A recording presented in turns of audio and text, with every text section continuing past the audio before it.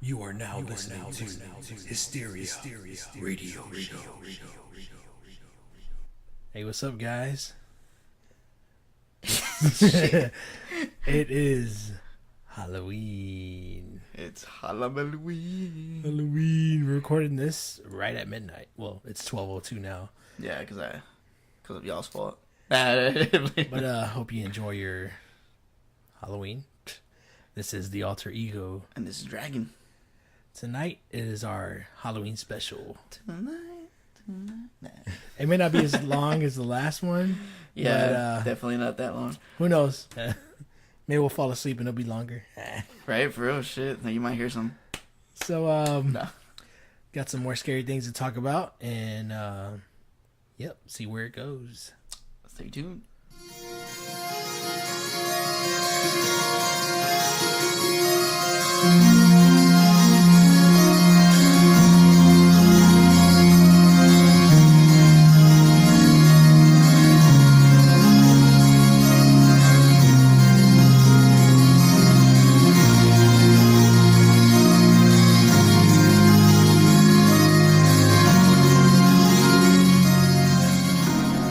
What's up, guys? What's up again? Welcome to Hysteria, Texas Radio.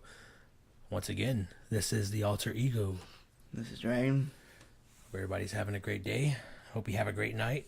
Hell yeah. Maybe this episode will actually be up on Halloween. Maybe. I don't know. Yeah, I'll try to put it today, I guess, since technically it already is Halloween. Yep. So, we don't want this to be an underwhelming episode because it's kind of hard to top last episode, but we do have an interesting story that we'd like to share. And you want to give the details as to why they won't hear the original story?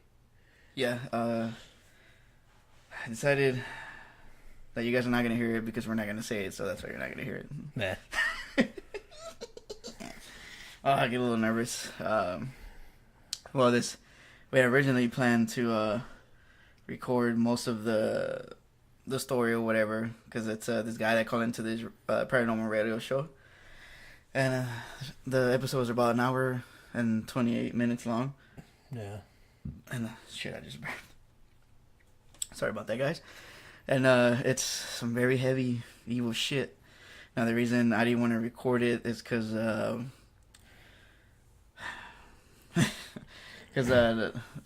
we first heard of the episode, I don't know if I mentioned it in the previous episode before. You know, we had been saying, yeah, we're going to record it. But I remember one time waking up to my brother listening to the show, and you can actually hear the Chintins. What the fuck? I can't even talk, dude. The Chintins. You hear the demons chanting, and it's fucking creepy. And, I told my friend, hey, dude, we found this badass paranormal story. You got to hear it. I was like, you guys should hear the demon chant. He's like, oh, no way, show me. He's like, show me that. Or, let me listen to it. We looked through 5 different people who uploaded it, and we couldn't find the one with the demon chanting. Yeah, and the story is really fucking crazy. And Dragon here will break down as much as he can. Well, I guess we can start from the beginning. And then we actually just finished watching a follow-up to that same story. It's the follow-up's a few years old, but actually watching the follow-up convinced me not to record this stuff. Yeah, so we'll go ahead and Dragon will break down all of this for you guys, and we'll put our input as we go along. But we have a few things we could touch up on before doing that. So we'll catch you guys next time. So anything you want to share before we get into this? There's a little article I found I want to read, but well, you go ahead and share that. I'll just concentrate on that story. All right. That's it. And it was a silent story. Oh, silent. I also want to mention us going to Patterson Road on the bridge near Eldridge. Yes, I remember that. That shit was pretty badass. We went a few times on Halloween, in the month of October, and every time we're all pumped up, ready to go, and we get there, we're like creeped the fuck out. We don't want to get out the car. But you want to describe the scenery? Yeah. How I felt driving there in your car? Well, at first, like you say, we're all hyped up and shit. We all had boners in the car. And then for a minute there, I thought I was driving stick. No, but of course it was dark and cold. I'm thinking bad. Or nasty, I should say. But yeah, the way to get there, the roads are not completely pitch black, but it's dark as fuck because there's no street lights at all. Because it's like kind of like a park there too, so there's no street lights. And just driving up there, we stopped at one of the bridges, and supposedly if you drive up there, get on one of the bridges, and if you turn off the car, you hear this tapping, go around the car. I've been there 3 times. I've been there twice with you, I think. Yeah, I think. and the most, well, I think only one time, and then you gladly. God damn, dude, I'm still nervous for now. This story. I know. I can't even talk right now, but you guys will understand why Dragon feels the way he does about the story, and it's really fucking creepy. So yeah, we'll get to it in a second. Yeah, my bad, guys. I need to get myself together here. But all right, we parked my car right there, on that little bridge. Yeah. And remember, we turned it off, and we started hearing all the creepy noises. Yeah, and I could have sworn that I heard like some type of yell or scream coming from those woods. Cause like, let me set up the scenery for you guys. It's like a really dark fucking pathway. There are no lights until you get to the main road, which is also a kind of excluded road to begin with. It leads to it in a way. And there's a cemetery at the end too. Yeah, and to the left and to the right, there's nothing but woods, and then there's that little the bridge that we park on to experience the paranormal, and the only light is the moonlight. Also, mind you, every time we're there, no cell phone connection. My bad, I had to break. Yeah, it's pretty fucking creepy though. But the tapping though. Remember, we were too scared to get out the car. Yeah, like, fuck that, because we literally got so quiet that we could hear each other breathe, and we were just looking at each other. Then we just started hearing like along the hood of the car, and we were like, yeah. First we thought shit. it was, is there somebody in here fucking around? No, you didn't do it, right? No, not me. That's fucking creepy, man. Yeah, we just looked at each other. We all heard it at the same time. We're like, oh shit. I remember, like, I can't remember if it was the very first time we went there, but we were all pumped up. Like, yeah, when we get there, we're gonna park in the fucking bridge and get out the car and walk around. Oh fuck that! Yeah, we didn't get it. Once you get there, it changes your mind. Yeah, it's fucking creepy. And I believe one time we had to take a piss. Oh yeah, we did. And we all we had pulled up the road so you could take the piss, and put your headlights on, and we opened the doors, and everybody got out. Yeah, it's too fucking creepy there. It's funny. I remember the times we're gonna had my gun on me or whatever. Yeah. And no, I'm not carrying him illegally because I'm a spick. I have a license. And one of the, I'm not sure if it was one of the times that I went with you, but I just got a brand new tactical flashlight for my shotgun. Yeah. And I didn't mount it, and I was like, well, fuck, we can use this, see how bright it is, and it had the laser combo. Know how far that fucking laser went? Yeah, dude. It was pitch black. You could see that laser like fucking far as fuck. Oh yeah, that's badass. And then, fuck, I don't think you went that one time that I had this other flashlight. It was a very powerful flashlight, and we went there, and we got out the car, and my girlfriend at the time had she has gotten like this badass camera, so I guess she was just taking pictures. Uh-huh. And I was sitting with my other friend on the bridge. It was her first time there too, so we were just talking, nothing out of the ordinary. And then we were actually like, well, let's walk a little bit forwards, so she could take pictures. All right, cool, let's go. And that's when we started hearing like noises in the woods. But of course, they could have just been animals. You never know. But we actually heard something that sounded like footsteps, and so I'm not sure if it's accurate, but supposedly around that area during the Civil War, soldiers marched through there, and it could just be residual energy that you're hearing. Yeah. And I swear I heard footsteps in that small little ditch-like area, and I grabbed the flashlight. I was like, well, fuck, let's see what's over there. Yeah. I turned that bitch on. Dude, it fucking lit the fuck out of that place. Well, I know, like, Texas in general has a really fucked up history, Yeah. Yeah, that's fucking crazy, dude.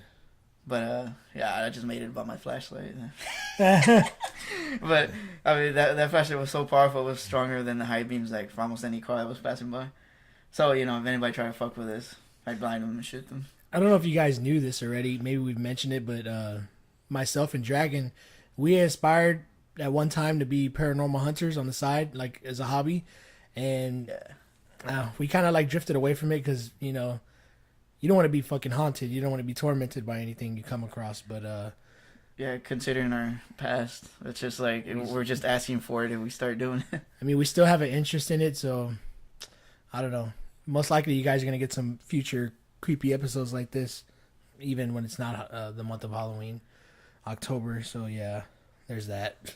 Yeah, true. So, yeah, I'm definitely be down to do something like that at least in the future. But just to let you guys know, where you'll get an episode like that, much more actually. But we're not gonna dib and dab and fuck with no Ouija boards or seances or no rituals, none of that bullshit. Yeah, fuck that. And if anything, if we're going into something we know that's crazy, we're gonna want to protect ourselves and be prepared for it. Yeah, we'll just take a gun. No, I'm just kidding. But let me read this little article here that I found interesting. That actually had a few things I didn't know. But for those of you that are familiar with Houston, with Texas in general, you'll be familiar with the Tomball area. So let me go ahead and start reading this. Northwest city of Tomball also has a tragic history. In 1864, an explosion at a mill that manufactured gunpowder and cannon powder for the Confederate Army killed an unknown number of men, mostly German immigrants. The tragedy is remembered with a historical marker near the site in Spring Creek Park. A crater created by the explosion is now a pond, and the spirits of several men who died in the blast remain in the area. That's interesting. Yeah. I did not know that. Yeah, I'm actually discovering this as I read. It's a little known site that has tons of paranormal activity and tons of history. Visitors at night can hear them speaking a lot in German and little in English, and hear horses and sometimes drums of church bells. You can also see lighted lanterns in the woods. Another spooky spot on the north side is the FM 1960 overpass in Humble. Legend has it that a graveyard was dug up and moved to the adjoining woods to make room for railroad tracks. The cemetery residents were apparently not happy about having the rest disturbed and have been said to create havoc. Mysterious reports include everything from violent screams to ghostly decaying bodies. Less morbid tales include tinkling of bells and a train parked under the overpass that departs at exactly midnight. That's fucking weird, huh? Yeah, that's fucking crazy, dude. Bear Creek Park is popularly known as Blue Light Cemetery for the glow. I heard about that, yeah. For a glow the land is said to emit at night. So we definitely need to check that out. Not far from Eldridge Parkway, Beeler Cemetery is another small site known for strong paranormal activity. Not far from the cemeteries is Patterson Road, which is the one we just mentioned, having our little experience there. Yeah. Which is said to be haunted and the site of an inordinate number of car crashes. According to lore, people who stopped the automobiles in the middle of the Patterson Bridge nearest to Eldridge hear tapping noises all over the cars. So the tour of Southeast Houston focuses less on ghost stories and more on hidden past that is all around, exploring several lost and abandoned cemeteries. Oh, wow. The reaction from people is often, I've lived there and visited and heard I had no idea there was a cemetery here. One of them is between two homes on a residential street. With lost cemeteries, you might have no clue that we're there or we're even a cemetery. The land looks like wilderness until you stumble upon a group of headstones. It's eerie. Very interesting. I would like to go check that out. I heard a story about Spaghetti Warehouse downtown, but I didn't look into it. I guess because it slipped my mind, but yeah, maybe we'll mention that sometime. I always heard different stories about someone apparently died. Too much spaghetti over it. Yeah, right. But yeah, pretty interesting. I think you all guys know about the Jeff Davis Hospital. Nah, I don't. You don't know about that one? Nah. Let me find a little spot here.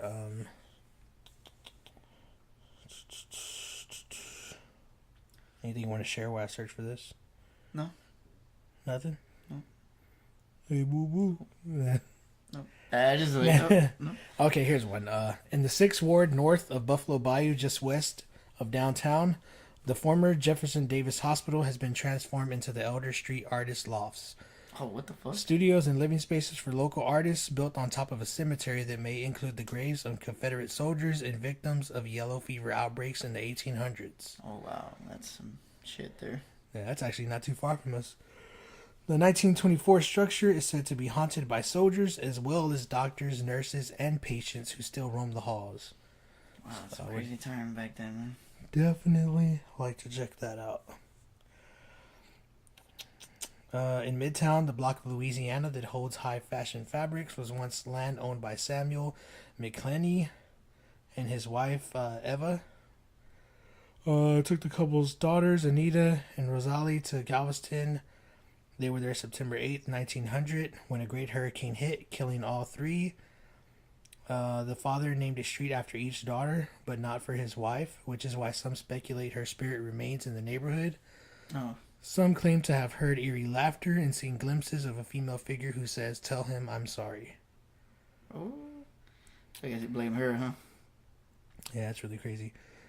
With several historical buildings still intact, it's no surprise Old Town Spring has multiple ghost tales. Oh, yeah. The most well-known centers on the Wunsch Bros Cafe in 1901 hotel and saloon that is said to still be the home of the old man Charlie Wunsch. I don't know how to pronounce his name. I think that's it. Sure. Wunsch or Wunsch? Wench? I don't know. Wunsch. The current owners don't believe, but every employee they have will tell you about faucets and lights turning on and off by themselves. The owner and creator of Haunted Houston Tours.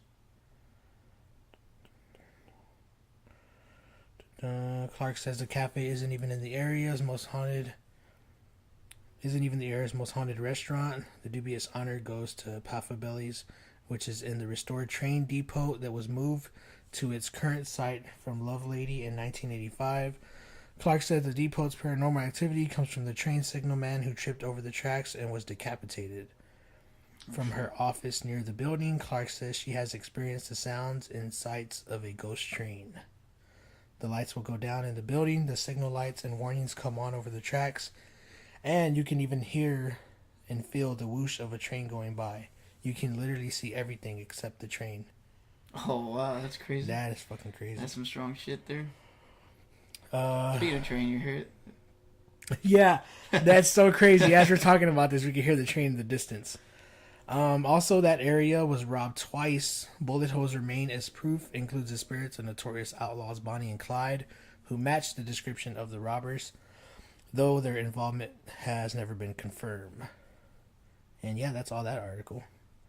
Pretty crazy. Good. Yeah, that's a pretty good article. I was looking up some creepy shit the other day. Don't think I should say his name. Oh, no, yeah, don't say it. Yeah, it's very powerful, high-ranking demon. And why were we reading this again? Well, I think I was reading this in connection to Solomon, the Testament of Solomon, and the demons, and him being able to control demons. So Solomon? Yeah. Probably because of that ring. Yeah, I was looking into it for our story that you're going to cover. Yeah, it actually ties into that story. So, but this particular demon has another name, which people would refer to him as the devil and Satan. He is known in demonology as one of the 7 princes of hell. Oh, wow. Described as being capable of flying, which another name would be Lord of the Flies or Lord of Flyers. This particular demon appears as Prince of Demons. He was formerly a leading heavenly angel who was associated with the star Hesperus, which is a normal Greek name for the planet Venus. Seemingly, this particular demon name is synonymous with Lucifer. Yeah, so we really don't like to share the names of these demons, but the most common names that everyone knows, yeah, it'd be those. This demon claims to cause destruction through tyrants, to cause demons to be worshipped among men, to excite priests to lust, to cause jealousiness in cities and murders, and to bring war on the Testament of Solomon and in the Old Testament work. Mostly describes particular demons whom he enslaved to help build temples with substantial Christian interpolations. Got some pretty interesting imagery here and some. Yep. It's pretty crazy. Don't want to get too much into demonology because got a pretty. You're gonna get paid a visit. Yeah. By something. But actually, I think that's actually the one demon that dude might have made a pact with. Oh. when I saw the name, I was like, man, is it that one? Because they said it in Spanish and it sounded weird. I actually wanted to laugh because the way the guy said it. But I was like, nah, I probably shouldn't be laughing at that. Yeah, right. Because I'm already nervous just thinking about the story. But yes, Dragon has a lot of creepy shit to cover. So this might turn out to be a long episode. And as he is... Nah, fuck that. I'm going to make it short. It's over. And as he talks about this, I'll look around at some more interesting things I can find. And there's like so much we could share, man. It's not even funny, but... Yeah. All right. Well, let me get started on this guy. Take the floor. Now we're just stuck right into it. All right, well, there's this guy in Mexico. His name was Josue. And basically, he fucked up. He made a pact with a very strong demon. And what led him to want to make that pact was the fact that while he was a kid, while growing up, his family, I won't say was rich, but like was somewhat wealthy to where they had quite a few things, And all of a sudden, I think he said when he was 11 or 14, his family's financial situation like turned for the worst.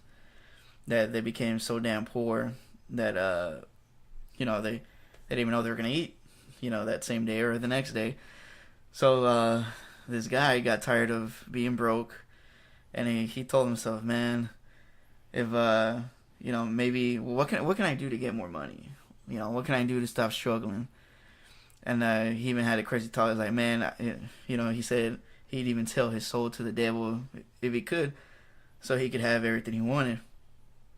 And it's kind of exactly what he did. He found the this Bible for God damn it, what was it? She had a brain for it, dude. I didn't know it in Spanish, but in English, I guess it was not a Bible, but I guess it was a book. It's like a witch Bible or something? Yeah, like for witchcraft, I guess, a book. Yeah. And I don't know where he found it. I don't think he says where he found it, but he just says he found one. And he starts looking through the pages to see if there's any useful information for him to use in order, to help his financial situation. And, he finds this particular demon. And it says that, you do this and that, whatever, to summon him. And, you talk to him and you make a deal. And, of course, that's something you never want to do. Because, whenever you make a deal with some, evil force or whatever, it can't get better. It just gets worse. And that's what happened to him. He talked to the demon and he was like, I want this, I want that, or whatever. And, the demon's willing to give him that if he did certain things. Yeah. And one of them was to kill. Do certain rituals and kill people. Now, and we were talking about earlier about the King Solomon or whatever, the ring. Yeah. He wanted that ring so he can control demons and, do whatever he wanted to do with them. And in order to get that ring, he had to sacrifice human life. And this dude chose to sacrifice his grandma. He chose to sacrifice his grandma because he said, well, she's old. She had a good run. She lived a good life already. It's fucked up thinking, man. Yeah, so he said that what he did was he put her in bed. And I thought he probably sedated her with something at first, when I first heard the story. But we saw the follow up earlier. Yeah. And it kind of scares me even more how fucked up this guy was thinking when he was doing that stuff. because he said that he got a thrill from actually slicing his grandma while she was still alive. He had his hand over her mouth so she wouldn't breathe or scream as he was cutting her. And he said it was an amazing feeling knowing that you can stop and save their life or just take it. And he prepared the body for the ritual. And he said that this, after he did that, he had to do a certain thing to summon this other demon that was going to help him with the body. Yeah. And it came in form of a pig. That's fucking creepy. He said all of a sudden when he did what he was supposed to summon him, all of a sudden he heard this loud squealing noise in the room and a loud bang, and it was the demon running around. And then it started instructing him on what to do with it, with the body. Yeah. And damn, I don't remember too much. I want to pull the story up so I can remember, but I'm too scared. Well, I mean, while you're thinking of it right now, I also want to interject and tell our listeners that we will leave the link to this story below, and listen at your own risk. Yeah, Dragon's gonna try his best to summarize it for you, and we really don't want to look into the official story because we've heard it a few times and it's pretty disturbing. But he's gonna give you the gist of everything, so he's gonna break it down and summarize it. It's still gonna be fairly long, but yeah, we will leave a link below, and if we forget to, we'll leave a comment below with the link, so you guys could check it out and just keep in mind, everything that Dragon's laying out for you that's involved in the story, and it's pretty fucking crazy listening to it. Like, you could hear the terror in this guy's voice. Yeah, for sure. Because like the reason we know the story is because the dude called this show, and the show he called was about paranormal stuff in Mexico, because this whole story takes place in Mexico, and the guy was just telling his story or whatever. So that's how obviously we heard the story because it was uploaded. Jesus, I'm burping. Fuck. But all right, and yes, when the guy's telling us the story, he starts freaking out at certain parts, and damn it, I'm trying to remember exactly what happened after that part. But the body's gone, and at one point, he's transported to a cave, and he looks like he says that just in a blink of an eye, he was like in a weird location he had never been to before. And the demon pig was guiding him, telling him, luring him into the cave. And he told him, you have to come over here in order to finish the ritual for us to give you the ring.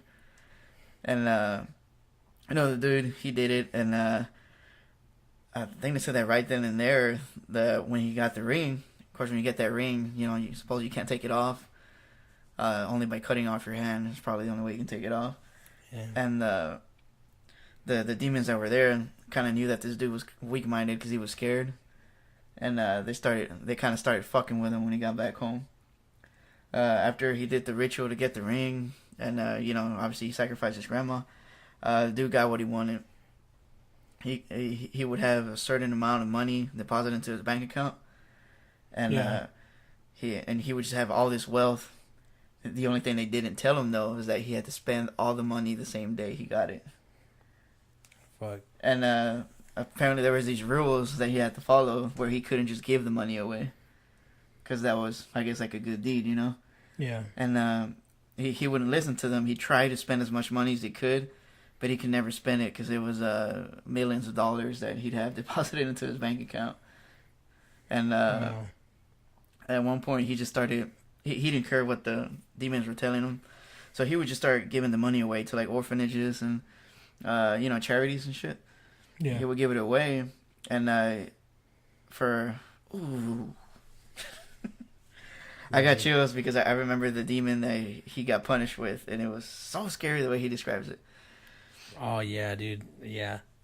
I don't know if you remember. Yeah, I'll break it down to him. All right.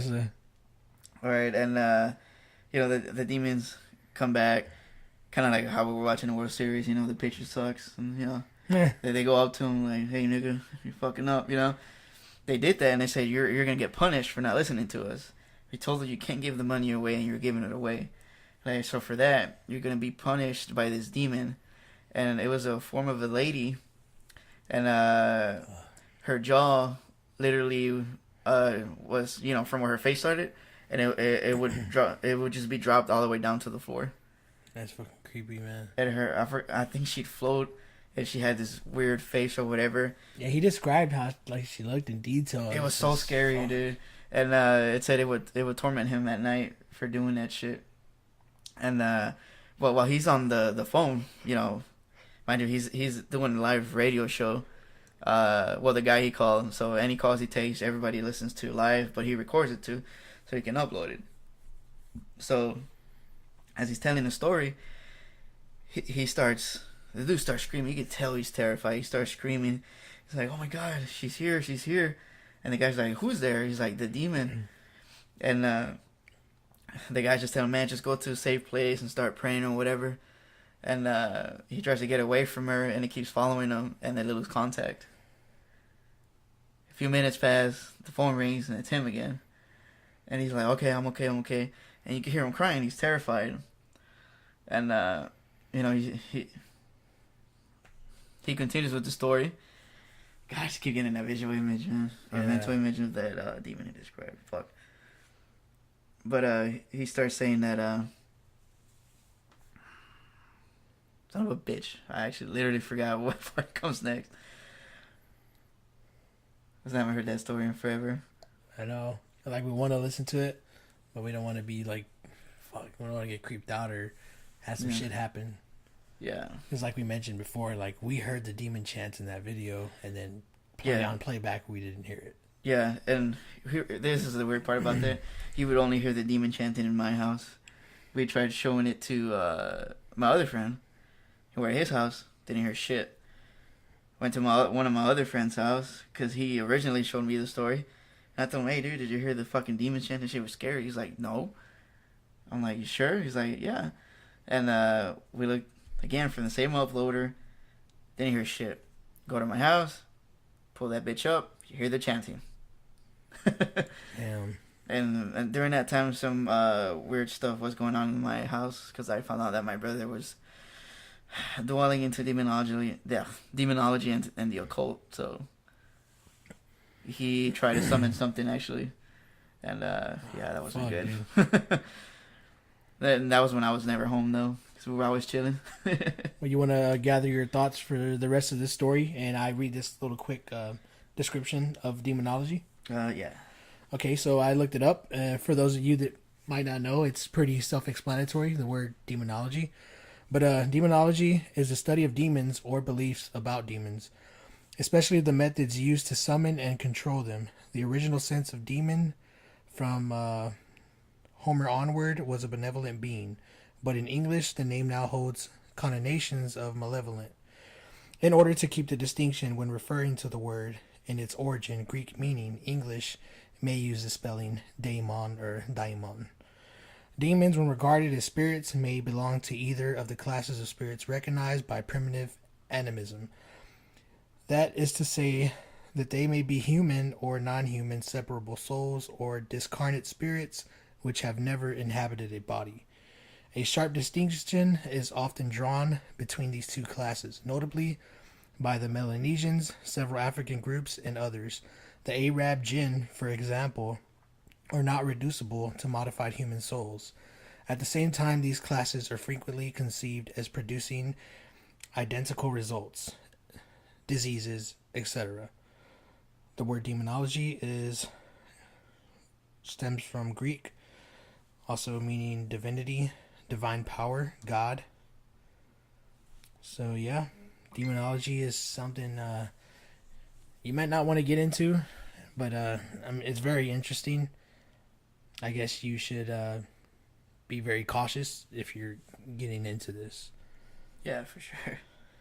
This is where all this connects sleep paralysis and a number of things. You're gonna have supernatural, shadow figures, the unexplainable. following you. Yep. According to some societies, all the affairs of life are supposed to be under the control of spirits, each ruling a certain element or even objects, and themselves in subjection to a greater spirit. For example, Inuit are said to believe in spirits of the sea, earth, and sky and winds, the clouds, and everything in nature.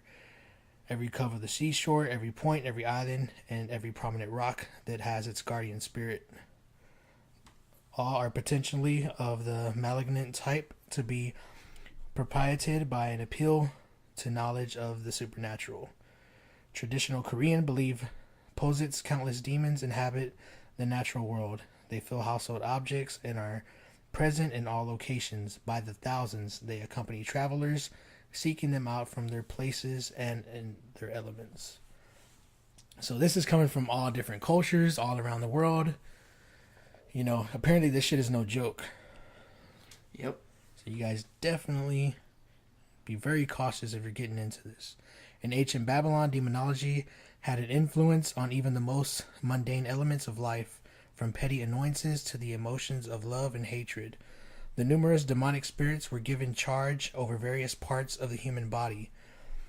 One for the head, one for the neck, and so on. Greek philosophers who claimed influence and held that the world was pervaded with spirits, the latter of whom advanced the beliefs that demons receive the worship directed at pagan gods. Many religions and cultures believe, or once believed, that what is now known as soothsaying was or is a form of physical contact with demons.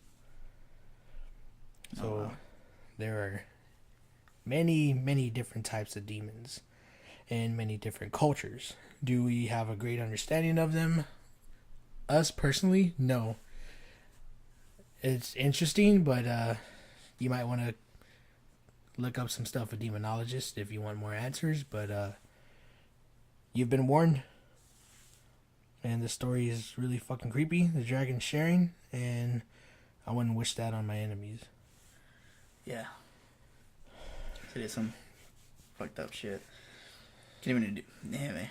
How can you do that though, man? Sacrifice your grandma. I know, and it's one thing someone's willing to sacrifice their enemy, but no. Yeah, but like a loved one, that's just I'm assuming that's what a demon would want. And want you to sacrifice a loved one or someone close to you. He wants to see you suffer. He wants to see that pain. Some people are definitely heartless. Want to see that greed. Yeah, and then like Dragon said, that greed. This is what this story stemmed from. That guy. He wanted money. Josue. Yep. He wanted money. He didn't want to struggle, and that's why he did that. Here's another little piece. There's a little piece I want to read. Just interests me as we're talking right now. Medieval Chinese Buddhist demonology was heavily influenced by Indian Buddhism. Indian demonology is also fully and systematically described in written sources. Though during Buddhism millennium of direct influence in China, Chinese demonology was whipped into respectable shape, with a number of Indian demons finding permanent niches even in ritual texts. So this shit is everywhere, man. This is all around the world. The Buddhism, the Christianity, Hinduism, Islam. Really crazy. Really crazy shit. They got it in Chinese, Judaism. So Judaism. If all these separate religions are talking about basically the same shit in a sense. Yeah. Things that make you go, That's it the other way. boo boo. Things that make you go, hey, boo boo. Oh, that make you go bump in the night. Oh, wait, that's sex. I know. We gotta lighten the mood, man. This shit is creepy. I know, man. Because especially me, I've been too damn quiet. So, is there something you like to read? Something you looked up? As I scrolled through this. Oh no, I was just. Actually, I was just make you scroll through it. No, I'm fucking with you. Yeah. Yeah, well, I was just. Since it is Halloween, thought I'd give you just a little background story of Hallows Eve. I mean, you guys probably already know. Yeah. Let me see. Let's see what I can see. But yeah, the right shit that I'm looking for, it's not coming up. While you're looking at that, like, this shit trips me out. Satanism and Satanists, and how this shit is twisted and backwards. Satanism is a name for a diverse group of religions which regard demons in general and Satan in particular as positive entities, either as real entities to be worshipped or using Satan and other demons as symbols of worship. The fuck? So that's pretty crazy. Yeah. It's like shaking hands with someone that once you dead. Como le hacen? Fucking crazy, man. Yeah. You know, all these ancient books, ancient texts aren't there for nothing, you know, not for show. Yeah. Fucking crazy. What's Yeah. this shit? If you guys are interested looking into demonology, or looking into different demons, they have some pretty fucking creepy imagery on Google Images. Yeah. And also on the Wikipedia. It's crazy because they don't fucking do it. They actually show you how to summon them. Definitely. And Don't do that, guys. there's, I don't take my fucking word for it because of what I'm about to say. There's some that aren't evil. They're just considered demons because of because they're not related to the church. They're pagans or whatever. Yeah. Or some shit. But there's this one that's he's like a lion, but like his mane are like there he is. Exactly the one. Yep, I have the image up right now as Dragon mentions it. It's fucking creepy. My brother told me about him actually, but all he does is he tells you just what you want to know. Just ask him a question, he'll answer it. It's crazy, man. Yeah. We don't fully understand this, so we're not gonna say what you should and shouldn't do. Yeah. Don't do any summoning. Yeah. Yeah. Fuck that, dude. But I remember he showed me that one, and I read about it, and I was like, oh wow, that's kind of creepy. Yeah, some of these look fucking crazy, dude. Yeah. But let me get back to that story. I guess I'll make it a little short. So where'd you leave off at? He's being attacked as he called back in. Yeah, because that demon appeared and was like following and messing with him. And then when he's kind of saying more about the story of what he did, or what the demons have him do, so he can keep the pact or whatever, or the contract going, which he has no choice, he has to. And then especially since he seems to be, he's seen as weak by the demons he's supposed to be controlling with the ring. Yeah. They start messing with him. And then one of the parts, because it's like a 10-part episode, I guess. Yeah. Split into 10 parts, 11 parts actually. And then one of them, when he's saying, stuff that they had him do, basically saying like inside information that he's not supposed to be saying, the dude starts freaking out, and the radio host asks him like, "Hey man, what's going on? What are you hearing? Why are you scared?" He's like, the demons are gathering outside and they're chanting. And that's when you can hear them in my house. Yeah. And it was so creepy, dude. I can still remember it. Now, if you guys look it up and you guys hear the chanting, let us know. Like, for real, because I want to know why the fuck, when I try to show it to my other friends, we didn't hear shit. And it's gonna be funny. I've always had surround sound. Yeah. I had my brother's surround sound system, and you could hear it clearly. Now, whenever we heard it somewhere else, it was just regular speakers, but we'd put it so loud, and we'd put our ear right next to the fucking, speaker, Yeah. and we couldn't even hear the slightest chant. You could just hear a sweat talking, and that was it. But that creeped the fucking living shit out of me hearing those chants, because I actually woke up to that. I remember hearing it with you once when we listened to it at your house. I remember when you first told me about the story, you like creeped the fuck out, and then when you showed me, I was like, "Whoa, dude, that is like." Yeah, it's like people do this shit. Honestly, Dragon showing me that story like opened up a whole new way of me thinking about things. Yeah, same here. That's why I get real creeped out about it. And that happened where What's up? it's in my head, dude. I can hear it. I remember waking up hearing that shit clear as day. But dude. Okay, right, we heard that, and the guy, I don't remember if the host could actually hear it or not, but he was instructing them on what to do, and then the call just drops again. He made some attempts to call them, and he couldn't reach him, and I believe like a day later, or when he was doing a different episode, just like us, like we're just recording. I called in. Yeah, he happened to take a call, and it was him again, asking him that he needed help or whatever. And I'm probably skipping a lot of stuff, I really don't want to listen to that story. Sorry, guys. But this guy, the radio host ends up meeting this dude Josue, and goes with the pastor, and they tell this guy, look, you made a deal with a high-ranking demon, so you're kind of screwed. But we're gonna save your life, and we're gonna help you with it. So they take him, and they said basically they exiled him in a monastery, isolated monastery. Yeah.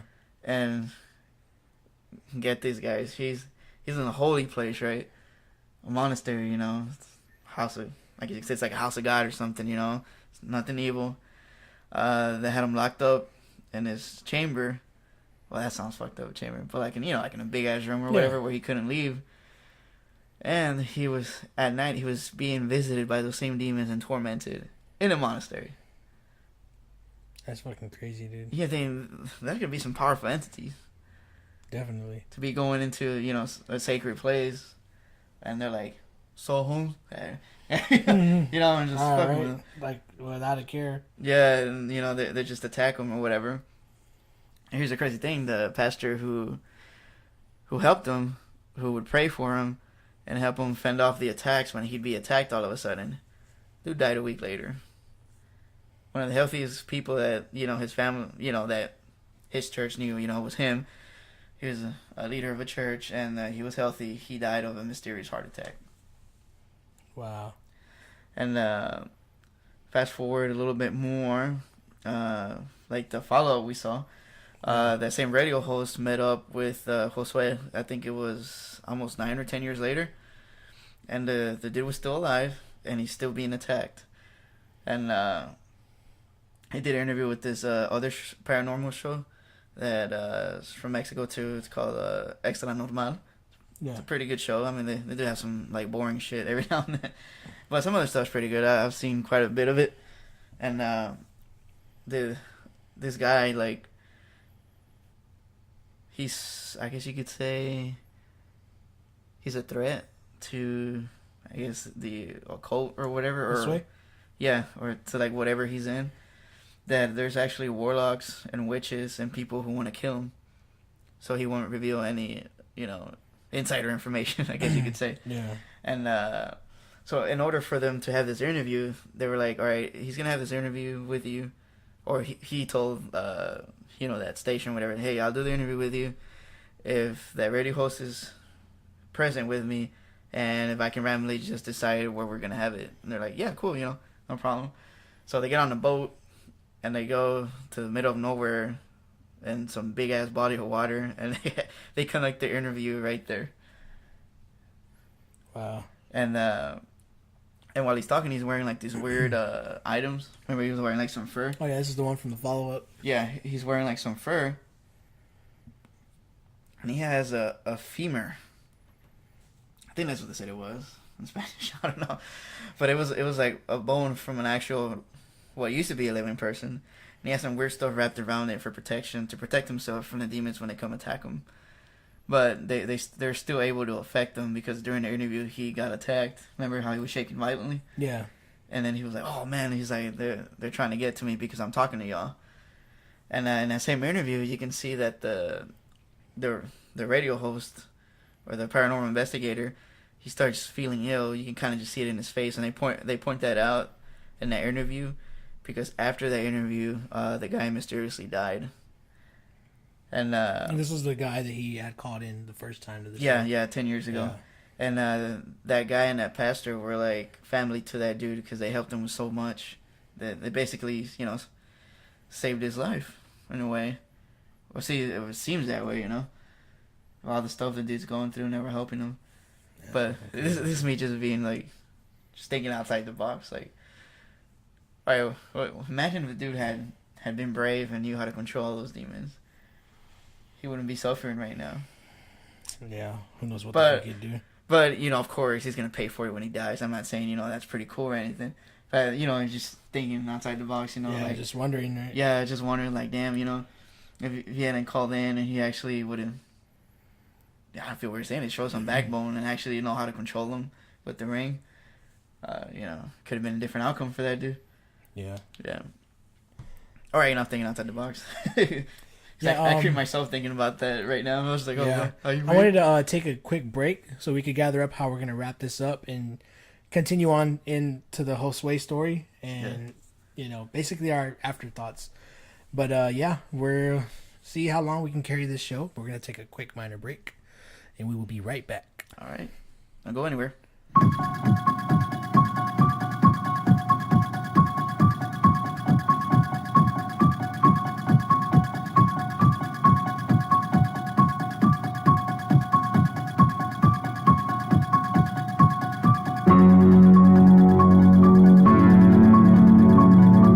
And we're back.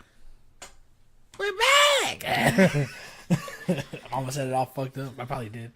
But yeah, we're gonna go back to where Dragon left off, and here's a few things he wants to mention. And after that, we're gonna give our final thoughts and share some more Halloween themed stories and wrap it up.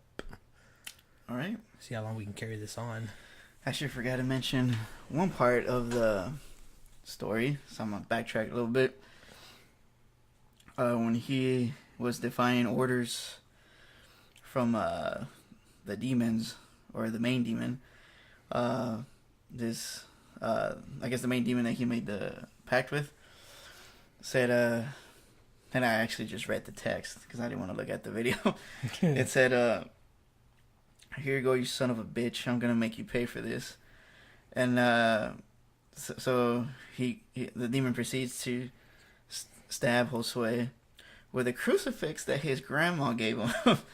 Wow. A few years back. The irony in that, huh? That's fucked up. He killed her, and then the demon used the object that was a gift from her to hurt him. But the demon stabbed him so hard in the abdomen with it that it caused a severe hernia. And he passed out from the pain. He was hospitalized for about a month. And during that time, the radio show people were trying to contact him, but they had no idea what had happened to him. And then they left a few messages, and then when he was back, he's back, man. Gotta make it funny somehow. He called the radio station and started talking again. All right, now let's go back to where he was at the monastery, being attacked, and whenever praying to try to help him out, whenever he was being attacked, and also over the radio when they'd pray for him, he would hear different prayers. He would hear what the demons would pray. Well, not pray, but what they would say, and their type of stuff or whatever. Yeah. And the dude would get so freaked out that he'd be like, no, that's what they say, that's what they say. And they couldn't control them. He'd be shaking violently. But and going back to that interview, they're on a boat and they're talking. Dude's wearing that stuff, and he has like these weird artifact things to protect him. Yeah. And they're just talking, and you can see that the radio host feels ill or whatever. And after the interview, then they all part ways. And I forgot in what order they go to, but one of the camera guys, all of a sudden he suffered from an hernia in the same spot as Josue did. He had to be hospitalized for a few weeks too. After that, the radio host suddenly dies out of nowhere. And then the main guy who was conducting the interview for Azteca America from that show, Extra Normal, he's driving home, and he describes that, he had just finished working. It was late as fuck, but there was nobody on the roads. Nobody. Said it was like a ghost town, because it was that late and he was just driving home. Said all of a sudden these headlights came out of nowhere from behind him and up the side of him, and they scared him. They made him swerve because he thought he was gonna get hit. Yeah. And he swerved, lost control of the car, and hit head on into that big post. And luckily the reporter didn't die, but he fucked up his neck and was pretty badly hurt. And all those people were people that were on that boat with the interview with him. And something that was weird too, that the reporter kept pointing out whenever interviewing him when he was in the hospital all fucked up, was like, yeah, whenever we were with Josue, he shook everybody's hand with his I believe it was his left. I think it was his left, yeah. Yeah, he had the glove on the right. yeah, he had his left hand, was bare, like a bear. He shook. He shook. Hey, boo boo, suck my dick. Oh, Yogi, you always want me to suck your dick, but you never suck mine. And I'm. Cause you're the bitch, boo boo. Oh shoot. And, okay, Yogi, you're the boss. No, but going away from bears. The report says like when all of us met up, he first shook the host's hand, the radio host's hand, because it was like family to him. But for some reason, he shook his hand with his right, where he had the glove, which is where he had the ring Solomon, or whatever the ring's called. I guess that's what it's called. And everybody else got the other hand without the ring. And they're speculating that maybe he had something to do with that guy's death because he shook his hand with the one with the ring. And jeez, I keep burping a lot. Fucking Whataburger. But afterwards,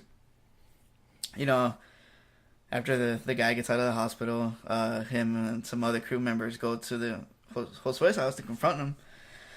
And, for another interview to kind of, they wanted to talk to him and tell him, like, what they really thought happened or whatever, or what the fuck's going on. And to their surprise, when the dude opened the door, no more glove, no more ring. And they sit down for their interview, and then that guy's, like, really aggressive because he was the one in the car crash. He tells them, we believe he had something to do with the stuff that happened to all of us. He's like, because what a coincidence that only the 3 people that did the interview with you suffered bad or fatal accidents or just fucking died. And the guy goes, well, it's like, yeah, I could see that happening because of all the negative energy that's around me. Yeah. And the guy tells him, did you have something to do with the death of the host? Yes or no? And he goes, well, not necessarily. Yeah. And he's like, and the guy's like, interviewing's like, what? What do you mean not necessarily? He's like, yeah. He's like, you guys know the forces that are around me, that surround me, they saw he was weak, so they got him. He just said it like nothing, dude. And what trips me out, I was like, dude, that dude like helped you out a lot. He was like family to you, and you don't even warn him about the forces. Yeah. And because even that guy, even Jose was like, yeah, I could feel everybody's energy or whatever, and it wasn't mixing well. And then when the guy who was doing the interview again, who was the one who was in the car crash, told him, so you had something to do with my accident that nearly killed me. He's like, and I have the neck brace here as a sad reminder about that night. And he tells him, well, you know what you were getting into. You knew you came in unprotected, so whose fault is that? Right. And he says it like nothing, which is what trips me out. Hey, he's like, you knew what the risks were. You did not protect yourself properly. So that's what happened to you for not protecting yourself properly. It's true. Yeah, and like I told you, he's like, damn, he got that dude. He got his ass in a way. He's being honest, And they told him, so we noticed that you don't have the ring on your finger anymore. How'd that happen? He's like, did it have to do with the ritual that the radio host he couldn't wait to see, but unfortunately didn't live to see the day? And he's like, yeah. So in order to take the ring off this dude, what they did was they had to recreate the ceremony that he did in order to summon that demon. And the dude agreed to do it. And they, they did the circle, they did all the stuff they had to get together. And it was 7 priests, like high up priests, that know what they're doing. But good priests, not bad priests. Yeah. And I'm talking about these guys that touched over 1,000 children, so they got experience. Now I'm just fucking with you. Nah, I don't think they were Catholic. I think they were Christian. Damn, that was a fucked up joke to say, huh? Yeah. But, damn it. But they, they recreated the ceremony. They were doing all the chants or whatever. And then when the demon was showing up, Josue started freaking out, and they had to hold him. And whenever the demon would show up, they'd confuse him by doing something to reverse, I guess the spell or the process or the evil stuff, to bind you to the contract or whatever. And they said that during the fight that they were gonna do with the demon, they were gonna confuse him, and that whenever they were confusing him, and they were battling him, they were gonna remove the ring from Josue's hand because it was gonna become loose. And they said if it wouldn't become loose, they were gonna have to either cut his finger or his hand off. If not, he was gonna lose his life that night. And they actually have footage, and the dude, you can hear him like talking like another language or something. Yeah. And then I believe it's probably the demon he made a pact with, talking through him. But you see one guy grab a machete, and he starts going at it at the finger. They thought they were gonna have to cut it off, but they didn't have to. They cut enough of it to where it finally got loose, and it was actually able to come off, so they took it off.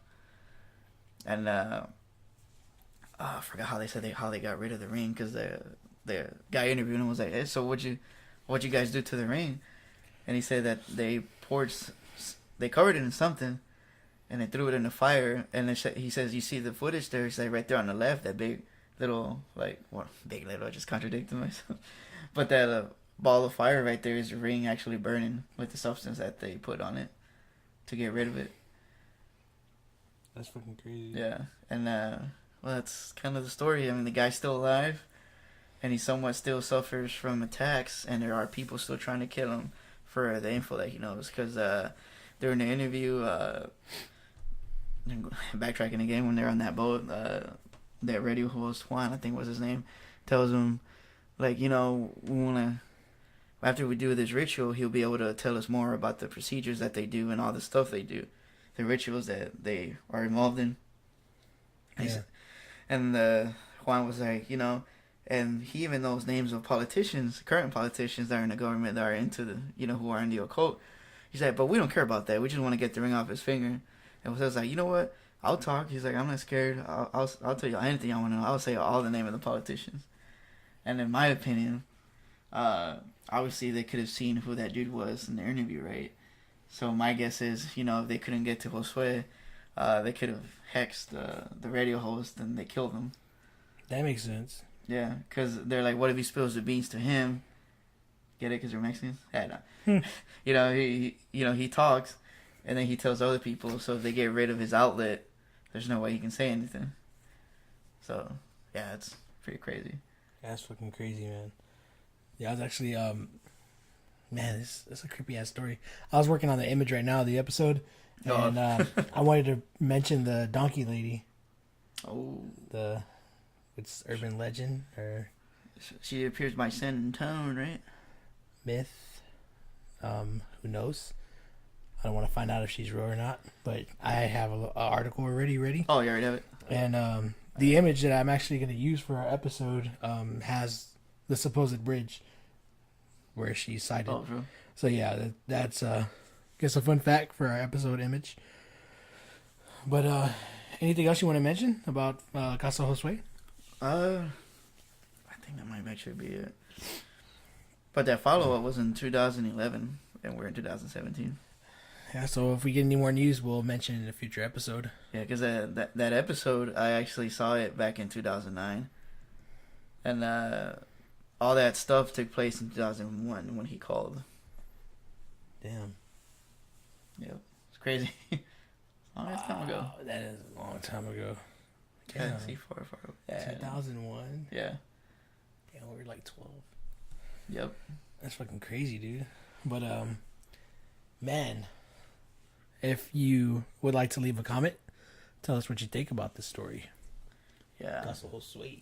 And once again, I apologize to anyone who recorded the audio, but... We will leave a link. Yeah. Oh, let me say one more thing about Caso Josue. Even in that follow-up interview, when they were on the boat, they kind of talked to the guy. He was saying that, a lot of people, while they were actually listening to the episodes live as they happened, there was so much intense energy from, that one case that it affected a shitload of listeners that after listening to the show, they actually sent messages to the guy saying that they encountered some severe paranormal activity at their houses, which was like sort of like poltergeist activity, or lights turning off and on. And even he said that whenever they had that pastor trying to work on him, he was on his laptop working, and he felt this cold draft come out from the laptop, from the keys, and from under the desk.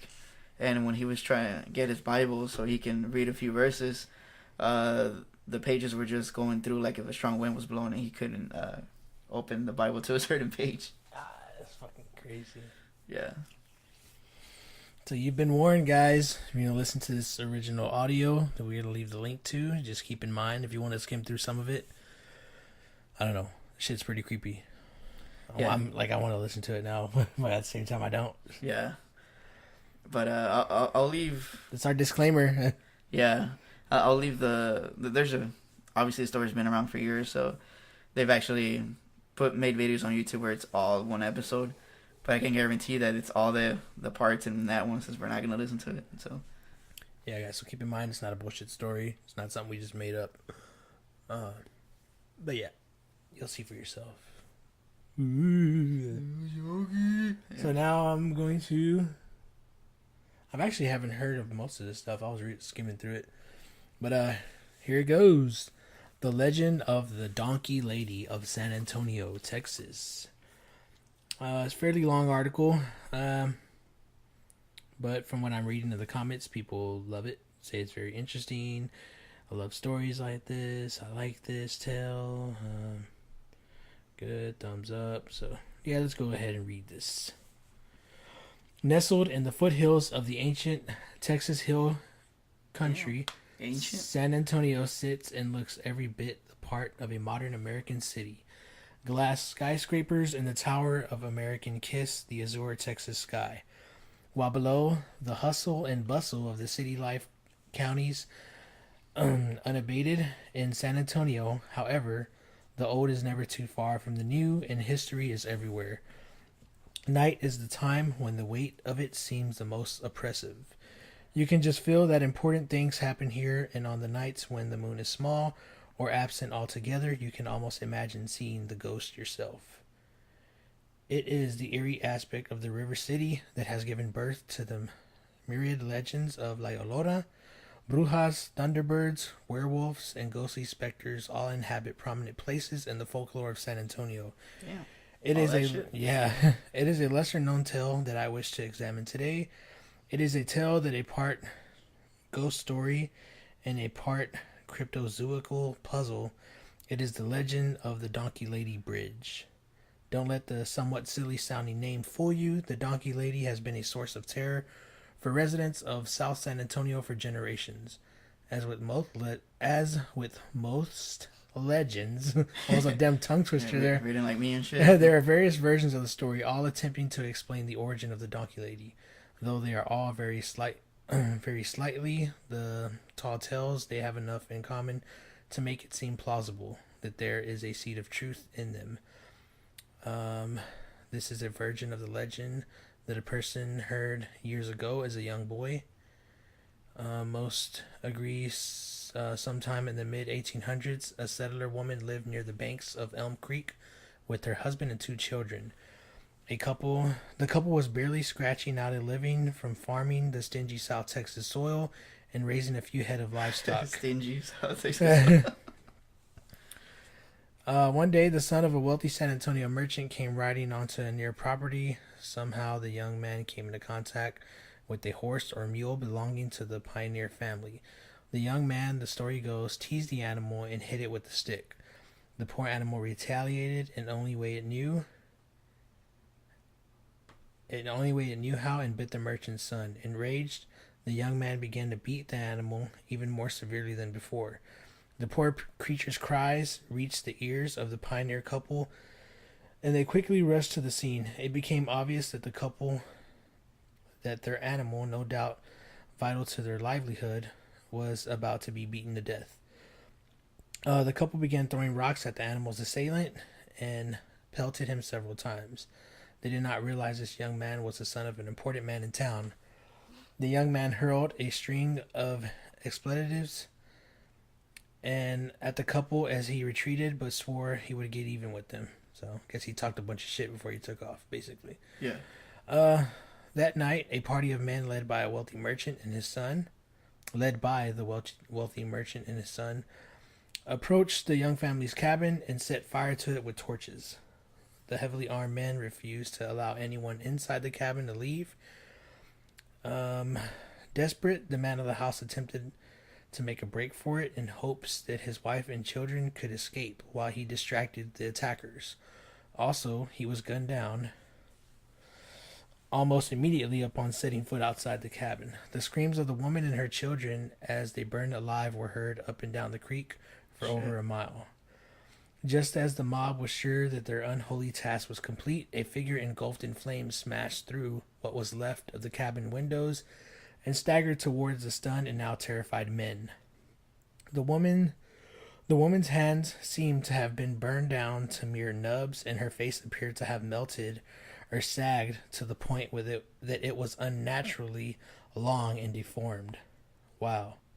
The poor creature's clothes were gone, burned away, revealing skin charred completely black, yet somehow still on fire. The wretched creature that had once been a happy wife and mother let out a bone-chilling wail and staggered past the men and hurled herself off the bank and into the waters of Elm Creek. The criminal mob followed to the point from which she had launched herself into the black water, but saw no trace of her. Her body, it is said, was never found. Since that terrible night, travelers who tarry too long or near the bridge have occasionally reported terrifying run-ins with the donkey lady. Horrible screeching screams is reported from time to time from under the bridge or the surrounding woods. Some have claimed a malevolent creature of some kind has dropped onto the hood or roof of their vehicles. Damn, on the vehicles? Yeah, screams loudly and scratches and claws at the windows in an attempt to get at them. A photo exists of damage allegedly done to vehicles by the donkey lady. It is said that if you park on the bridge, shut off your headlights and wait, you will almost certainly encounter something terrifying. Wow. I want to find out where this bridge is. San Antonio? Yeah, that was just... So the person had no idea how much of any of this tall tale was true, but they've become familiar with other versions over the years since this account. Whether it contains more or less truth in the version they grew up with is something they can't say. They do tend to believe that there is some germ of truth to the donkey lady legends. The tale has endured far too long for that not to be the case. So, what interests the person more, whether or not the stories are true, is what people are still seeing or near the Elm Creek Bridge. Could there be a flesh and blood creature responsible for the legends? If so, what could it be? Many have screwed up their courage and ventured under the bridge to examine the muddy bank for clues. Some have come back with photos of hoof-like tracks. Oh, wow. Is this proof that the donkey lady exists? I would hesitate to say that. This is Texas after all, and finding tracks of a horse or a mule anywhere in this state, even under a donkey lady bridge, would not be all that unusual. However, whatever haunts the bridge and surrounding woods is still seen on occasion and is heard more often than that to this very day. If anyone out there reading this post or has had any experiences with the donkey lady bridge, we would love to hear about them. No doubt is received criticism for this post. Understandable, as the tale of a donkey lady in Elm Creek seems more of a ghost story than anything else. Still, ghosts typically don't tend to have hooves or hoof-like tracks in mud of creek banks. Maybe there's a biological explanation for the legend. If so, the story of the San Antonio donkey lady definitely belongs here and inadvertently becomes something of an amateur folklore while doing research on historical sightings of wild men, black panthers, and river monsters. So, whatever you believe the truth behind the donkey lady legend, you must admit it is a heck of an odd story and a heck of a good story.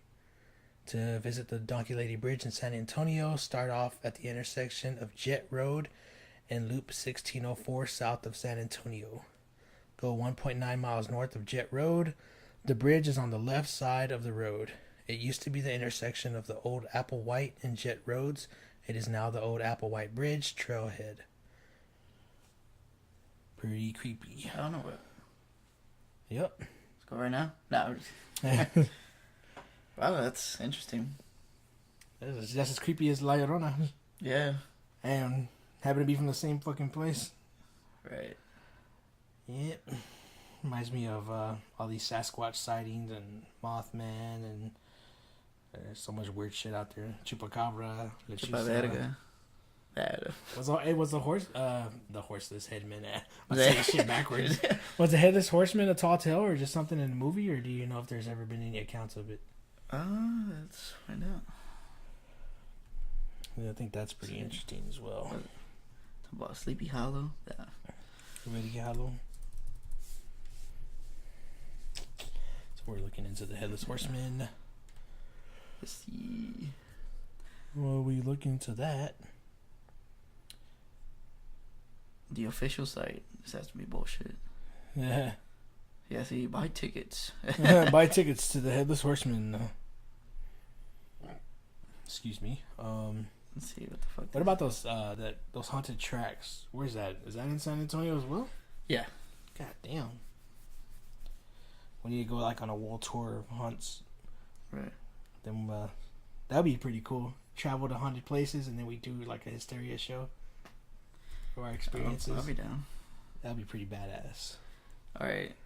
Question: who is the Headless Horseman? Quick answer. The story claims that the Headless Horseman was an artilleryman who was killed during the Revolutionary War at the Battle of White Plains. The man died by decapitation from front-fired cannonball. The Raging American Headless Horseman comes from the tale of the legend of Sleepy Hollow. By Washington or motherfucker. Interesting, I never knew that. Yeah, me either.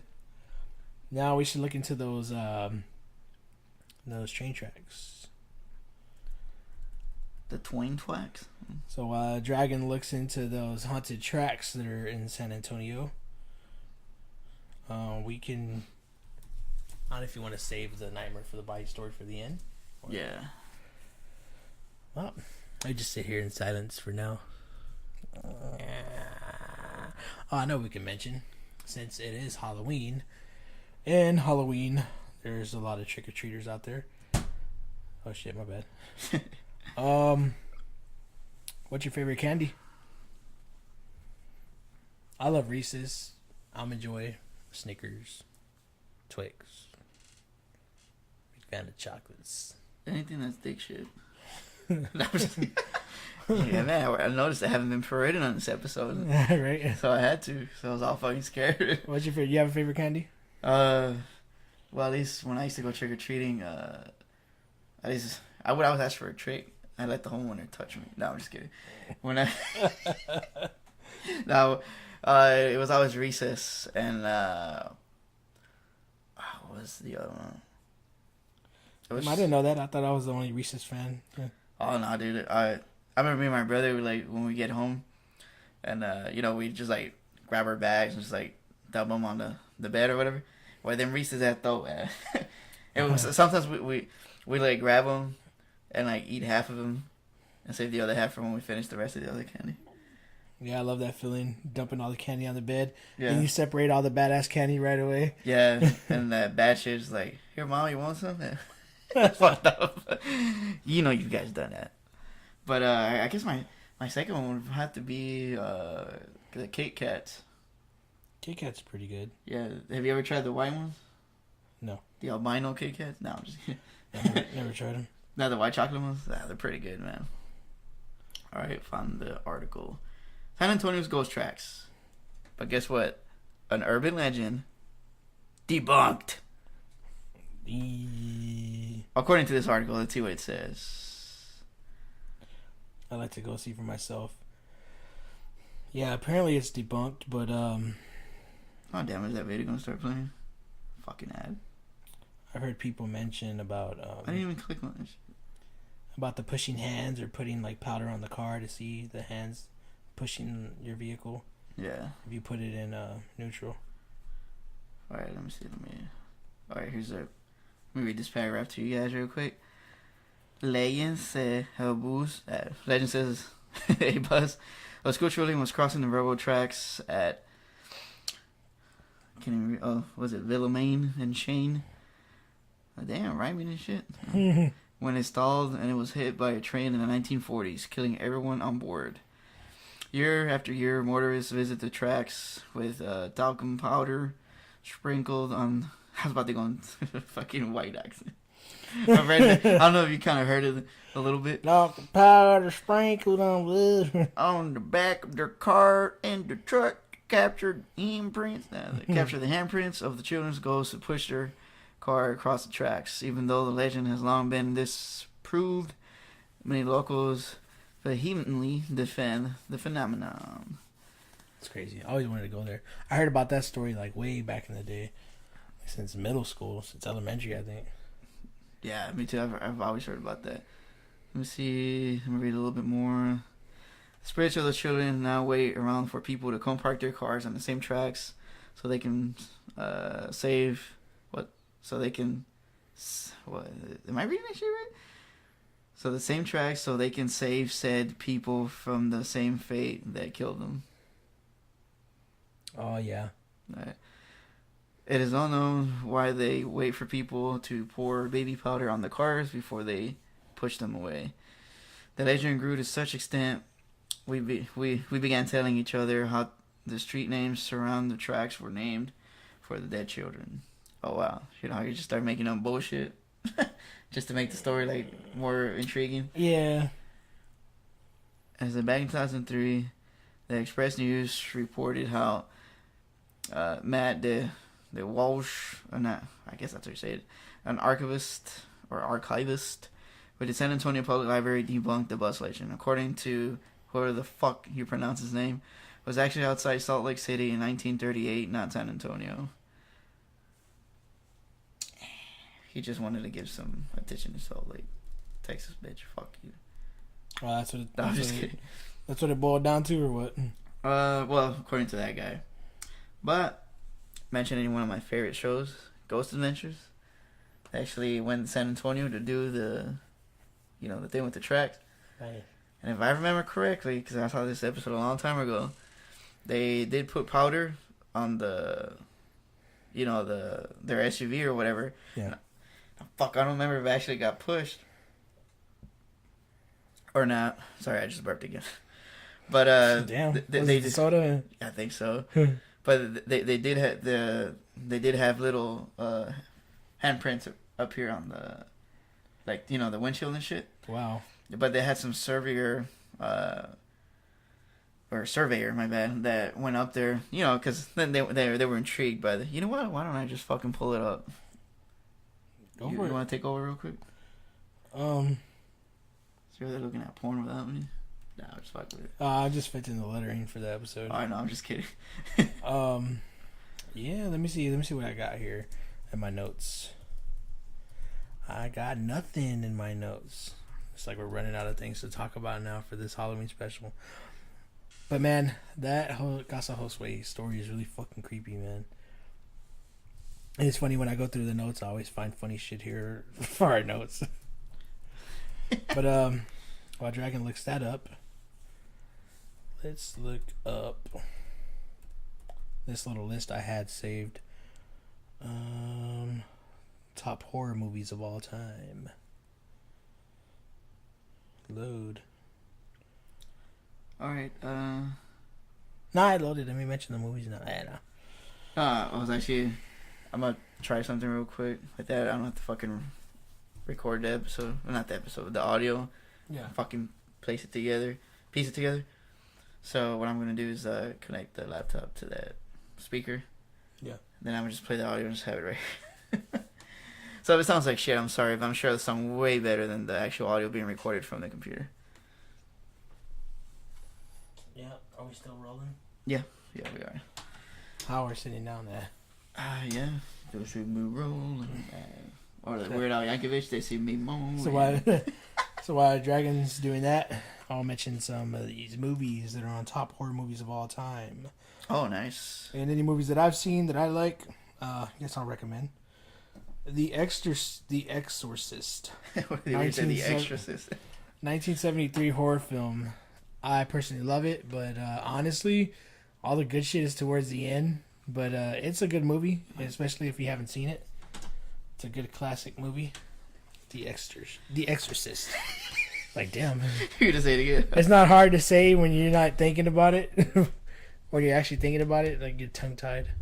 Yeah. Halloween. I love old school Halloween. Michael Myers. Oh, yeah, for sure. I like the first 3 or 4. Rosemary's Baby. 1968 film. I can't remember it, but from what I remember, that was good. Oh, what was it called? Rosemary? Rosemary's Baby. Oh. The Thing. That one's okay. Old School Texas Chainsaw Massacre, 1974. That's a classic. Evil Dead. Oh, yes. Fucking Evil love Dead those. Is amazing. And then another one, Army of Darkness, too. Oh, yeah. Yeah. Silence of the Lambs. That's a good one. A newer movie, 2013, The Conjuring. I think everyone's seen that movie. Cabin in the Woods. That movie sucks. Oh, does it? Nosferatu. 1922 film. I don't know what's the big hype about Nosferatu, but I watched like 10, 20 minutes of it and I thought it was boring as fuck. But for the time that movie came out, I'd agree it's creepy, but I'm not really feeling it. Nosferatu. 28 Days Later. That's a great movie. I like that movie. Poltergeist. Man, we need to do an episode where we talk about Poltergeist because there's a lot of crazy shit. Yeah, true. Involving the cast and people dying that were part of the movie. A lot of crazy stuff. Haven't seen Babadook. Don't know if that's good or not. Alright, almost there, guys. Interesting fact mentioning the movie Babadook. This looks like this top hat demon. Oh. But this is a weird thing. I noticed it's jokingly become a mascot for the LGBTQ community. I remember you telling me about that. Apparently, jokingly. So that's pretty fucking odd. Also, us mentioning that these demons are involved with that. So, yeah. Evil Dead 2. Yeah. I love that classic movie cover for Evil Dead 2. Or that one right there. Oh, yeah. That was fucking badass. Classic skull face with the eyeballs. The Fly. 1986 film, Jeff Goldblum. Yeah, that's a great movie. Hellraiser. Hellraiser's a great one. Alright, this is how I can't really see which one it is. Doesn't say TV show, Science Channel. Well, this might not be the one with the Ghost Adventures, but let's go ahead and play it. It says, "This is the truth, but all of the reports from the crossing." It just says TV show. It is real from the Science Channel. Well, let's see what the fuck they say. That's not Ghost Adventures? Nah, I mean, I see one with the vlog, but it has... So, you guys, this is what happens when we don't pre-plan these episodes, but, hey, you're getting this raw, uncut content from us. Yeah. So, let's start with this video first. The audio's probably going to be kind of shitty at first. Let me just fuck with it real quick. I'll put the volume all the way down because I don't want to explode your eardrums or mine because I am wearing a headset. Alright, here we go. Maybe I should turn it on first, huh?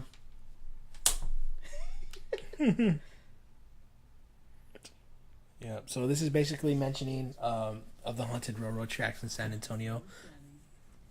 The dragon just mentioned in the article. It does. It's optically deceiving, but it does drop according to the numbers, and the proof is in the pudding. Okay, you got a water bottle here. We'll have water bottle. We'll give it a little shot. And it's indeed, I mean, that's gravity right there. That's gravity. In this case, what looks like it goes up actually goes down. It does.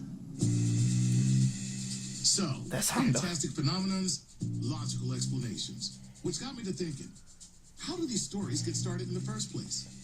I'm on my way to see local historian Dosha Williams. She was the first one to write about these ghost tracks. There was a railroad crossing in Salt Lake City, Utah, where a tragedy happened during a snowstorm. But for some reason, it was transposed into San Antonio, and that's the story you hear about the haunted tracks in San Antonio. But there was never such an accident that happened here in our city. So the headlines in the San Antonio papers of a tragedy that happened in Salt Lake City confused some people into thinking that it happened here? That's pretty crazy. But then what about the nearby streets named after the victims. Mr. McCreelis, who built McCreelis Heights, a subdivision there very close to those tracks and that crossing, named the streets after his grandchildren. And remember the Who were eerie killed? cries That of I the was kids scared. people heard at the tracks? Dosha does. Oh, oh, oh. Man, I just putting it in She has an there. explanation for that, too. There's a man that owns a peacock farm just a very short distance from this railroad track. And the peacocks go out every afternoon to get their daily supply of bird seed. Oh, okay, that explains that. Well, I think I've heard enough. All the evidence seems to prove that the haunted tracks aren't haunted at all. Honey says the videos aren't tampered with. This is not a doctored video. Then, after I experienced this phenomenon for myself, wow, whoa, a fingerprint expert found no ghost prints. They certainly aren't ghost children prints. These aren't, no. Yeah. And a team of surveyors calculated that the road actually goes downhill. There's a 2-foot drop between where we're standing and the center of the tracks. Next, I found out that the children's cries were really peacocks. And a local historian confirms that the deadly accident that started it all happened in another state. So while these videos at the tracks are real, it seems the ghosts are not. Her foot's not on the pedal. But don't take my word for it. Go to San Antonio and see for yourself. We're going up a hill. And that was it. So I guess gravity proved that wrong. Yeah. But I wish you could find that Ghost Adventures one where they actually put the powder. Yeah, because they actually did see some stuff up here under car. Like as you guys heard the audio, this guy, you know, they didn't find any fingerprints or whatever, but they didn't appear to really put much powder on their vehicle. Yeah. Yeah, sorry about that. I just put it on the floor. There you go. But I do remember that in the Ghost Adventures one they did put powder on their black SUV, and they did see the handprints, but they also did have a surveyor there, and they was telling them like, well, it looks like it goes down, but it actually goes up, so that's why your car goes back, or that's not back, but that's why your car moves because of the way the land is or whatever. Yeah. It's kind of like a trick in the eyes or whatever. Interesting. Yeah, I don't know if I said that right. I don't know why, but when we record, I sound like a fucking idiot when I talk sometimes. Nah, It's like I'm like, I just think it's judging yourself from hearing yourself speak no, because sometimes under pressure. Under pressure. Eh. Filling me up inside. Nah, I'm just kidding. Yes, that. No, but no, because sometimes I use like the wrong fucking words. I'm like, dude, I normally don't talk like that, but it's like I'm like nervous, but not Under nervous. pressure. I just keep saying it. I guess when we're recording, it's like, damn it. But Under yeah, pressure. Eh. Just keep saying it. because I'm under pressure. So I guess finish this episode off with the Nightmare on the Bayou. Or, Yep, we can finish this up with that. all right. So, yeah, Nightmare on the Bayou. See you later. Eh. Yep, check it out. You know what? This episode is probably as long as our last one, or it's actually longer. Awesome. No, it's not. It's not longer. I think it's almost up there by like 20 minutes, maybe 30. Oh, yeah, the last one was like fucking 2 hours and 5 minutes, huh? Yeah. I think this one's gonna get somewhat close to it, but not that close. Not bad for a Halloween special. Yeah, for a so-called short episode. I think we probably had like 6 or 7 minutes of us being unprepared for this episode, but yeah, it's a good amount of content. We could have easily edited this out, but yeah. Suck it. Yeah. So what we'll do is we'll wrap this up with a somewhat funny story. Yeah. It happened in a galaxy far, far away. Oh, I'd like to mention what happened prior to us actually going to Nightmare on the Bayou. So, to give you an idea of what Nightmare on the Bayou is, it's To Bayou where there's a nightmare. Man. where's it at? Party? Was it Party Boy? Yeah, it's by Party Boy by I-10 Studio Mall. Yeah, so it's like a Halloween accessory shop, and they got costumes, etc. And there's a bayou connected to it, and they always have this haunted attraction, Nightmare on the Bayou. So me and Dragon, we went with some friends, and I remember going a few days prior with one of my friends and his younger brother, and he was in middle school, Oh shit! and he was like, I remember. nah, dude, I'm not scared of shit. I'm tough. It's gonna be nothing." Man, we made fun of that kid like the whole way home afterwards, because we're in Nightmare in the Bayou, and some guy comes out chasing him with a chainsaw. And man, he just fucking lost it. Like, he was screaming and yelling, "No, it's gonna get me!" No, he was, and it's crazy because he was like talking all this tough shit before we went in there. Yeah. And I think that was hilarious. And I'm gonna have to tease him about that if we see him again. I wish I would have been there for that one, man. Dude, Fuck. that was fucking hilarious. So now let's get to the part where me and Dragon went with a few people. Went to the Nightmare on the Bayou, and yeah, it's supposed to be a haunted attraction. It's supposed to be creepy as fuck. And before you can come in. Cool. Yeah. Yeah. They try to set like a scary like setting for you. Like, there's this little trailer where you go pay and shit, and they have like the smoke machines going and shit. And when we got there, they were just playing like screams or like scary shit for the background. And you know, we paid, and we're waiting to tell them like, all right, you know, you guys can walk through here and just start walking. And right when we're gonna start walking, the music comes on, and we're fucking headbangers. You know, we listen to metal. And they were playing some fucking Slayer, and I was kidding. We're not big Slayer fans, but we like Slayer, old school shit. And they were playing Hell Awaits, and that's a fucking badass song to headbang to. So we're walking, and there's the smoke machine's going fucking. Working that bitch overtime because there's a shitload of like fog or smoke everywhere. Yeah. And remember, as the song's progressing, we're walking, and we just start headbanging because the song starts playing like, it starts building up to when it starts getting fast, and we're headbanging, and then we're like, oh shit, look, dude, we gotta stop because we're fucking blowing all the smoke away. Yeah, Or the fog away. to make it creepy, we're blowing it all away from headbanging. Yeah, and I could hear the guy in the trailer is like, hey, stop headbanging. Yeah, he probably didn't say that, but he said something. I heard somebody scream at us or whatever. But we were all into the music or whatever because it was already playing fast, and so we decided to walk in there, and of course, like, if you ever been to like those haunted attractions, you follow it a certain way, and kind of what ruined the experience for me is the fact that I wear glasses. So remember when we went into the 3D part. Yeah. I had to take my glasses off and put the 3D ones, which was stupid because I couldn't see shit. And I'm just walking like, I was trying to be like a little tough motherfucker, like just walking. I'm like, oh wait, I skipped the part where I scared the shit out of the pumpkin guy. Remember how they were dressed like, there was like these, they look like big statues or whatever, or not statues, but like figures with pumpkin heads. Uh-huh.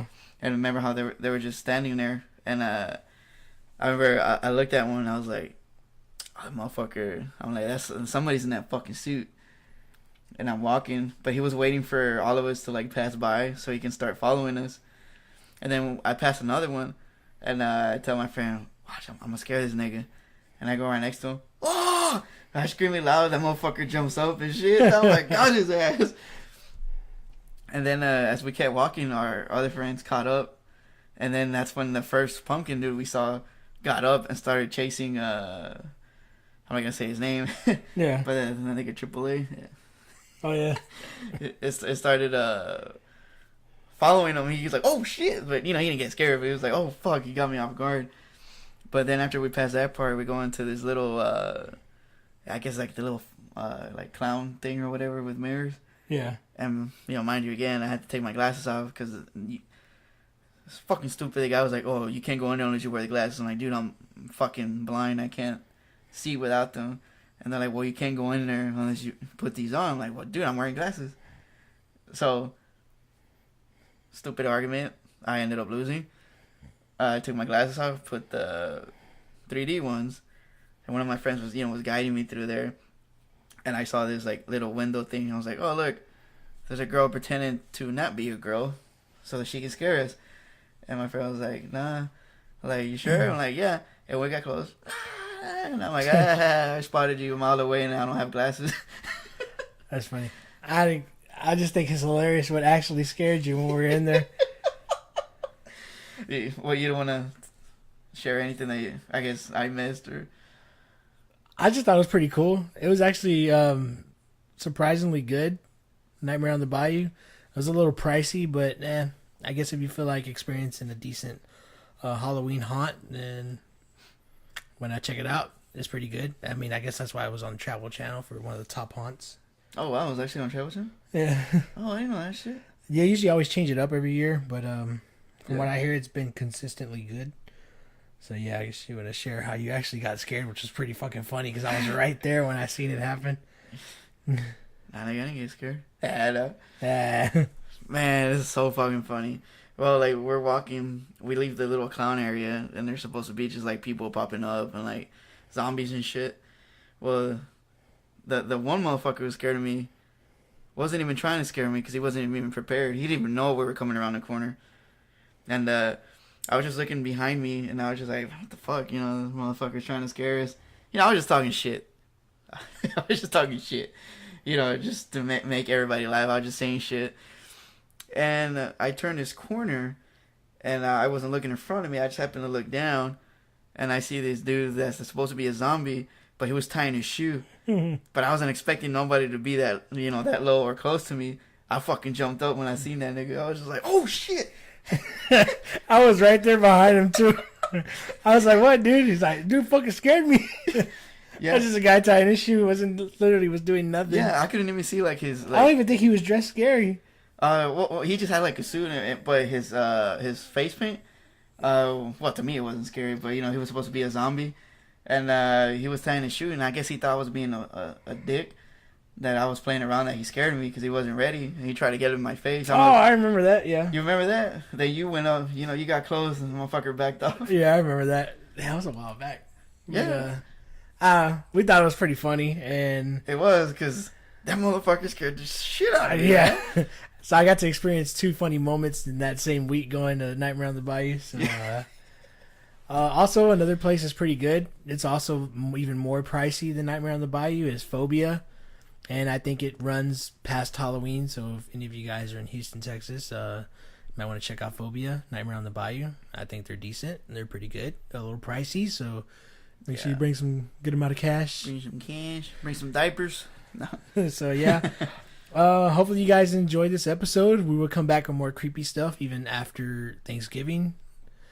So, thank you so much for tuning in to Hysteria, Texas radio show, our Halloween special. This is the Alter Ego. This is Dragon. Later, guys.